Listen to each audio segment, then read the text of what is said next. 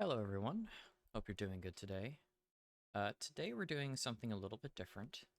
I've not done one of these before, and um, I figured might be something interesting. I might give a go. Gonna be doing sort of a kit reveal slash kit review video. Uh, now, I'll be the first to say I am not the person that is like probably the best when it comes to evaluating something as if it's going to be good for railway or maybe like even I have experience a lot of experience in Mirror Dungeon Hard, but even then I'm just not a player that gets into the mathematics of things. I can look at a kit, I can talk about what I see, what I'm thinking for where the direction is going, but do take everything I say with a grain of salt. And more so, this is just a way for me to kind of gush about the kits a bit, talk about them, and maybe do some theory crafting to have a bit of fun with it. So, starting off, most recently we got Faust here. Faust, of course, she's kind of, I would say, for those who play League of Legends, Faust is kind of the Ari of this game, or maybe the Aurelia or the Akali. Just maybe the Ashe would be better. Faust always gets really good IDs, and she gets them fairly frequently, unlike certain other characters, Ryoshu.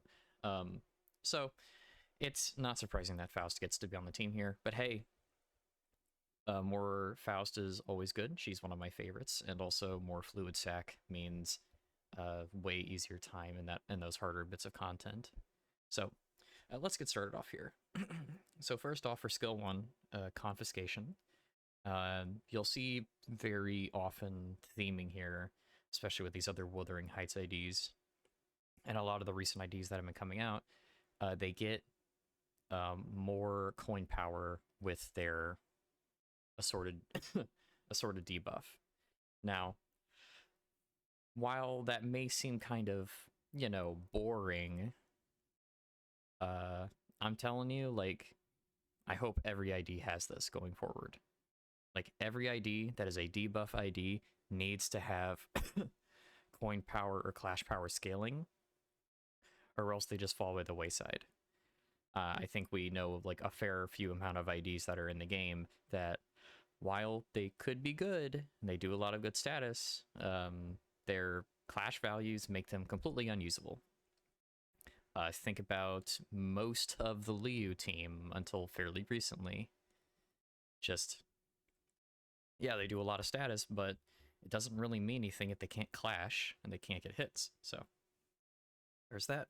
Also, want to make a note for this Wuthering Heights team. It seems we're getting a sinking sort of meta coming uh, from what we're seeing here.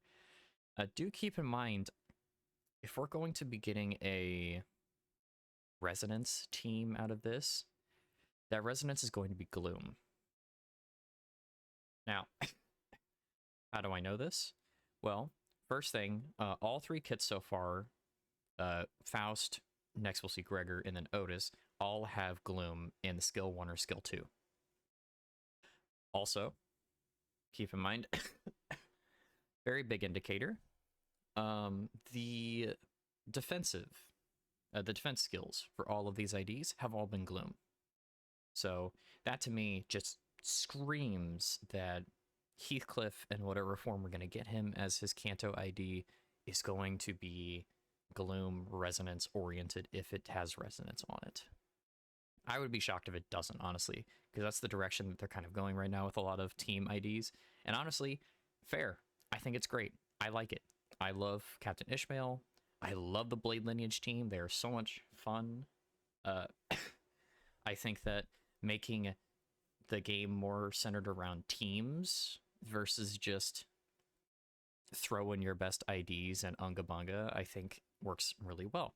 So, yes, sorry. With all that aside, let's actually get to the kit. First thing we have confiscation, 2 coin. As I said before, gaining coin power based on sinking and also inflict sinking. Of course, that's par for the course. Slash blunt slash interesting. It seems like a lot of these are actually leaning more slashing, which I'm actually surprised by because I was assuming because the Kanto resistances and, Heathcliff in general, we'd be getting more blunt focus, but hey, that is what it is. Um, skill 2, we have Interloper Reception, which is a lust skill, 2 coin, not only having clash power scaling, but also count and coin power scaling with more sinking. And again, this inflicts sinking count. So we're inflicting sinking, we're getting coin power, we're getting clash power. This is going to clash very well as long as we get some good values out of here. Maybe an 11 rolling skill 2 or something along those lines. Maybe even more, who knows. I'm not the best with those average values, but hopefully we'll get something good out of them. Be really sad if the team couldn't clash. And finally, skill 3, something I'll also mention when we come to reception arts for Heart Seal. A lot of the skill 3s so far have been 4 coins, which I am super happy about because 4 coin skills are great. They have really dope animations usually, and also more hits means more damage, which means way better scaling. So it just scales and scales and scales, and we just have all that going on. So what do we have here? Target has X sinking count, gain coin power. Don't get clash power, just coin power. That's fine. And then, of course, you have your sinking. And then finally, on the last hit, you get Echoes of the Manor. There's Echoes of the Manor coming in from Otis's kit. And then also, if the target already has Echoes of the Manor, inflicts more sinking. Just so much sinking generation on this team. Faust here looks to be purely purely like clashing and inflicting a bit of sinking. I think Otis perhaps does a bit more in the status area because she just inflicts Echoes of the Manor versus having to just do a bunch of sinking first. But it's still good to have. They'll work perfectly together.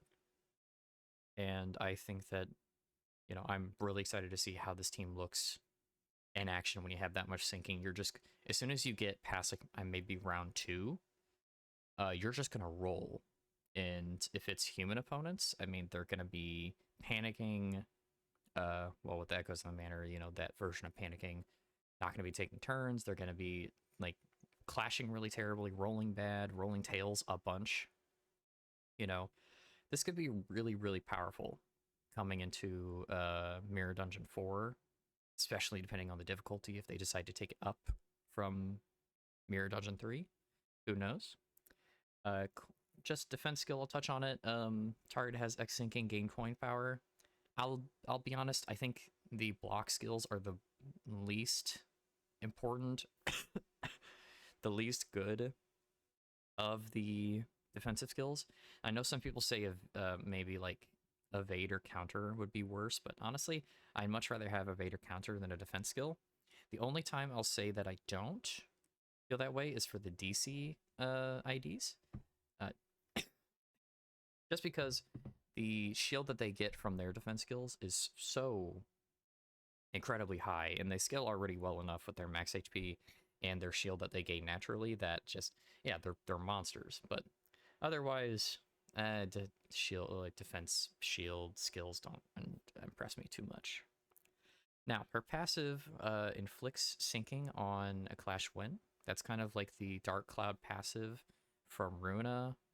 If you remember, it's basically just win clash, inflicts bleed. This one is clash win, inflicts sinking, which is great. Faust looks to be a good clasher. More clashes, more sinking, more hits, which means more sinking as well. And then if the target has Echoes of the Manor, inflict additional sinking, which that can proc on herself because she inflicts Echoes of the Manor next turn on her skill 3, and then will inflict sinking count on top of that. So yeah, she's way more of like a supportive role. I mean, she has a 2-0 ID, so I mean, what can you expect? But I think she's going to be very strong. I don't usually look at the support passives too much, but hey, One ally with least SP hits an enemy with X plus sinking. Ally heals SP on self. Hey, that's good. If you need that extra little bit of oomph, the extra little bit of sanity gain, I mean, hey, doesn't hurt, but I mean, you're going to be wanting to run Faust in a sinking team. But that's it to start. Next we have Gregor. Let me upsize him up here. Do keep in mind, like I said, so he's got the Gloom on the skill 2, and he has a Gloom on the defense skill, Evade. So starting off, Gregor, he's got a 1 coin skill 1. Interesting, we don't get a lot of those, actually. I wonder if that'll roll well, because typically, I mean, single coin skills aren't my favorite, and especially not skill 1 single coin skills. The others we've gotten in the game so far have been very underwhelming, so hopefully this one's good. Because, hey, look, it comes with coin power and clash power for the sinking count, which, of course, very wonderful. Inflicts sinking on it, which is really great. The skill 2 is a little interesting, as the target has X sinking and gains coin power and clash power. So, I mean, hey, that's great. Get that scaling. And then also on a clash win, inflicts sinking count. So Faust is all sinking, just potency. Gregor is doing sinking count. So they're going to kind of piggyback off each other. If you look also, you can see that he also gains haste. And inflicts more sinking count. I don't know how much haste, but I mean, it's kind of just a little nice little treat. It's nothing like I'd write home about. It's just 1 bit of haste. So hey, a little faster, easier to clash. That's good. You know, I'm not going to complain over the extra haste, but it just seems kind of thrown in there. But I'll take it, sure. And he's already doing what he needs to do, which is sinking count. Then finally, our skill 3, Lust, and also 4 coin skill 3, like I was talking about. This one is coin power. Also, after the attack, if the target's staggered, inflicts sinking. And if the target is defeated, it also inflicts sinking to 2 random enemies, which I actually think is really great. I love status effects that spread. So, you know, if you focus hard on one enemy and they die, you're not feeling bad because you have to start stacking your debuffs again. Your debuffs will actually, you know, spread and transfer a little bit. Inflicts sinking on all 4 hits, including the most interesting part of this kit. Well, besides its passive. Absorb X sinking from target to gain plus coin boost and damage up next turn. And then a 50% chance to activate the above effects without absorbing sinking. So, of course, we know that plus coin boost is kind of a premium. So very good. So very strong.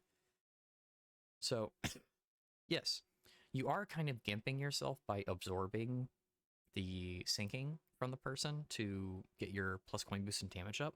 But, I mean, I'll be honest. With the way this team is shaping up, I mean, I'm sure you're going to be having a lot of sinking to spare. I don't feel like you're going to have any problem at all making back what you lost here. And also, I think that, hey, there's just a 50% chance that you're just not going to have to pay a cost at all. And he'll just get the stuff for free. So, a little bit of RNG in there. Not enough to make a difference, but, you know, if it happens, hey, you'll be happy. Next, we have his Evade. Gaining coin power for X sinking on target. That's actually very good. Insanely good, especially for bosses. Bosses that you will be able to stack up a lot of sinking on. Imagining like being able to take those really big attacks or multiple coin attacks with evades and really consistent high evades. Oh man, I get very excited about that.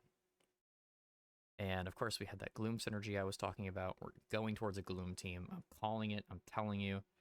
It's going to happen. Quote me on this if you want. Go for it. I think we're getting sinking Gloom Resonance team with the Butlers. Now, the other interesting part of his kit is Endless Nightmare, his passive. He gains damage up and fragile for every X SP difference on self between this turn and the last turn. that is so interesting to me because it means that, yes, Gregor is very much built to be a damaging ID. He has damage up on a skill 4 or a skill 3. He has haste to get out there fast. He's got coin power and clash power. He's just stacking high, big numbers in damage. But he also becomes fragile. So I'm thinking, maybe you don't want to be doing ego very often on Gregor, unless you can reliably get those clashes away from him or give him clashes that he dominates. Fragile is going to hurt, especially in hard mode mirror dungeon. I don't know. Those fragiles are going to be really rough, especially with some bosses. And if you're not careful with your Gregor, I could see him easily taking on several fragiles, and then the boss hits him unopposed attack because of bad RNG, and he just dies. It's gonna just depend.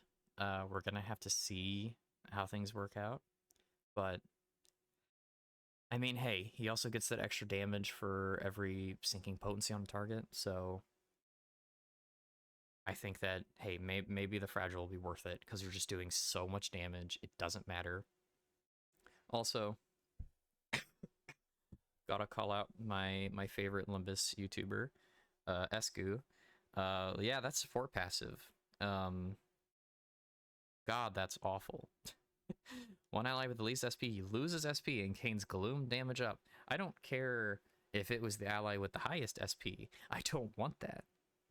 The lowest SP, goodness, you could be starting rounds on a negative. You could be pushing someone into corrosion on accident because of this support passive just for some gloom damage up. Look, I like gloom as much as the next guy, but God, please, no, let's just not do that at all. So, Gregor, what I'm feeling about him, I feel like Gregor is going to be very strong. He's going to be probably the damage dealer of the team, unless we see, unless Heathcliff becomes the primary damage dealer. I think Gregor's going to pull the most damage, just because of all of his scaling stuff. And I think Faust will be our strongest status effect applying force on the team. However, I also have here Otis, just so we could talk about her a bit. I didn't get her before. Not going to talk about Mersault. He doesn't tie into this team at all. The Dead Rabbits are completely different from the Butlers. And honestly, I think he's kind of mid. Yes, the Rupture is very nice. Very good. I will not, besmirch the Rupture. But I think that he doesn't have a spot right now. Maybe you can throw him in as a flex spot on a Rupture team, but like, I don't know. He's not breaking the bank for me. I'm not like super crazy excited for Dead Rabbit Mersault. But hey, maybe that's just me. Now, Otis is where I thought it was where the team was going to be more in line, having 3 blunt skills. And then, of course, you see they've got that gloom. We got the double gloom. We got gloom on the defense skill, gloom on the skill 2. Our skill 1 is pride, gaining coin power, inflicting sinking. We've seen that before, like the rest. 2 coin skill, very good. Love to have it. The skill 2 is what I'll be more excited about. 3 coin skill 2, love to see it. And then you gain clash power, inflicting sinking on a clash win, and then inflicting 2 more bits of sinking. Love that sinking application. We're getting tons of it out of these kits here, and it's just going to stack up so fast, so well. I'm so ready to see how it looks.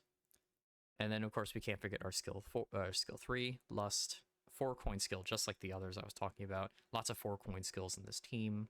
I'm very excited to see the damage output of these skills. But we have target has X sinking, gain coin power, inflicting sinking count on a clash win, like the skill 2. And then, of course, we have finally our call out for Echoes of the Manor. And then Echoes of the Manor, gloom affinity damage equal to sinking potency. On a team that already is stacking a lot of gloom, it's going to be really good. Going to be really good. Outside of that, we have our defense skill on evade, inflict sinking. That's nice. Yep, just easy peasy, very nice. Get some nice evades early on, make the opponent even have a harder time to hit you. Good stuff. The Mistress's voice is very interesting to me. There's a few things going on here. First, we get more clash power and more damage against targets with less than 0 SP. Very nice. Of course, this team is made to get things down to 0 SP and below, so hey, no, like that's amazing. Look, we're looking great. Dealing more damage against enemies with Echoes of the Manor, perfect. More damage, and like especially since we're going to be spreading Echoes of the Manor a lot, I'm guessing, on top of the sinking. Hey, even better for us. And then, this is the bit that is interesting to me. When winning a clash without losing a single coin, heal SP. If this unit is at max SP, gain offense level up next turn. This is a win more skill. We don't get a lot of win more skills in this game. We don't have any, actually, as far as I'm aware. A skill that specifically says, hey, if you roll heads on everything and you don't lose a single coin in the clash, heal SP. That is so good. You know, early on, that can kickstart you. Like, you know, getting a quick head start on sanity is amazing, no matter what content you're playing. And also, keep in mind, it just has to be winning the clash without losing a coin. It doesn't have to be heads flips. Like, I messed up earlier by saying that, but you can lose the clash. Or, well, you can flip tails and not lose the clash, but you can flip tails and still win the clash if your numbers are high enough, and you'll still heal SP. Like, that is such a good skill. I love it, and I cannot wait to play around with that. Especially since it's just going to scale better. Especially since she gains offense level up, it's just going to be a free buff every time she clashes with anything and wins a bunch. Outside of that, the Butler training, yeah, I mean, it's just kind of nice if you're running sinking but not using this team for whatever reason, sure, very good. And then, of course, we have all of our effects for Echoes of the Manor. Do keep in mind that as all this is going on with all three of these kits, anything with Echoes of the Manor has a % chance to gain sinking count when gaining potency, or count from skills or effects. When the unit panics, they inflict Echoes of the Manor to 2 other allies, or 2 other enemies, of course. Units with SP under a certain % chance, or units without SP instead have a minus % chance to flip heads, which is incredible. That's actually, I think, the most powerful part of this entire freaking kit. Just, my lord, being able to reduce chances of flipping heads, so good and so crazy strong. I need this for hard mode mirror dungeon. And then besides that, of course, it just reduces at the turn in. It's not cumulative. It just, you stick it on, it does its thing, and then you need to just keep it going and keep it buffed up. It doesn't stack. So, with that being said, those are our 3 kits. I am very, very much excited and looking forward to this team. I am also, I will admit, I'm a little bit biased. Gregor has been in a very weird spot for a lot of the game's history. He has not really had a lot of really, really insanely good IDs. And a lot of the IDs that he has that are good have not been meta-defining or team-worthy. Like G-Corp Gregor is a really interesting drain health steal tank kind of thing, and it doesn't work on any teams. His Kurakumo, love his Kurakumo. It's really cool. I love the design of it. I love the animations. I love everything about it. It doesn't fit on a team. We don't have a Kurakumo team. He doesn't work on Blade Lineage. There is no reason to use Kurakumo Gregor in anything right now, unless you're like really wanting to make an off meta / bleed team that's not Blade Lineage. There's just no point. So there's a little bit of a bump up because Pirate Gregor, actually, I run him in my Pequod Ishmael team, and he's a really good fit for that team, and it's just a very good ID in general. Those big crits on his skill 3 are just incredible, and I love them. But again, besides being on the Pequod Ishmael team, like, that's a flex spot. you know, you can put in other things. Yeah, I put in W Corp Yoshu. I put in Sink Sinclair into that spot. Like, Heir Gregor is not making or breaking that team, and I just feel like Gregor really hasn't had a chance in the spotlight to be like part of a comp. Like, he is set in this comp. This is his time. This is his meta ID. And I think that time might be now.